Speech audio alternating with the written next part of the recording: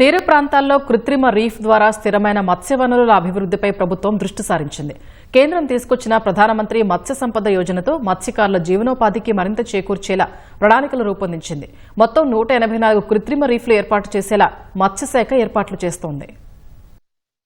ప్రధానమంత్రి మత్స్య సంపద యోజన పథకంలో భాగంగా తీర ప్రాంతాల్లో కృత్రిమ రీఫ్ల ఏర్పాటుకు అవసరమైన సాయం అందించాలని ప్రభుత్వం నిర్ణయించింది.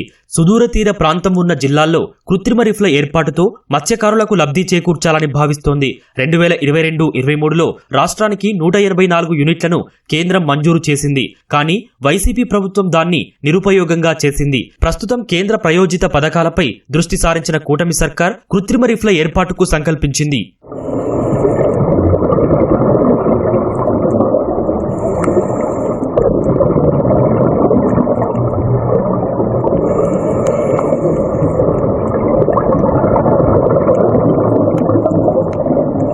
తొలిదశ కింద 10 గ్రామాలు ఎంపిక చేసి 22 ప్రదేశాల్లో 3 రకాల ప్రత్యేక నమూనాల్లో కృత్రిమ రీఫ్ మాడ్యూళ్లను సముద్రంలో ఏర్పాటు చేస్తారు. దీనివల్ల రాష్ట్రంలోని తీర ప్రాంతాల్లో 2-3 కిలోమీటర్ల లోపే మత్స్య సంపద అభివృద్ధి చేయొచ్చు. జాలర్లు కూడా సముద్రంలోనికి వెళ్లకుండా దగ్గరలోనే చేపలు పట్టుకునే వీలుంటుంది. మొత్తంగా ఈ ప్రాజెక్టు కింద రాష్ట్రానికి చెందిన 12 తీర జిల్లాల్లోని 8,80,156 మంది మత్స్యకారులు లబ్ధి పొందే అవకాశం ఉంది.